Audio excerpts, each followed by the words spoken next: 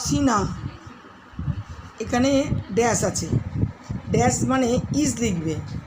Cena is a student, STUDENT student, এগুলো সব লেখা থাকবে, শুধু ইজটা লেখা থাকবে না।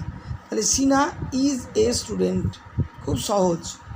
মিস্টার বেরা, এখানে ড্যাশ দিয়েছে, তার মানে এটা একটা ইজ লিখলেই হয়ে গেল। Mister Bera is a teacher. They আছে, দের পরে আর লিখবে, দের সাথে আর হয়, ইজ হয় না, আর হয়।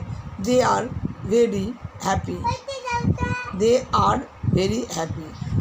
হি ইজ ইন ক্লাস 6, এখানে হি এর পরে ড্যাশ থাকলে ইজ লিখবে।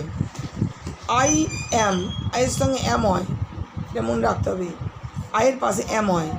I am your brother. You are, you এর সাথে আর হয়, you are a good player, এখানে ইউ এর সাথে আর লিখবে। বিনা পরে, বিনার পরে ইজ দেবে।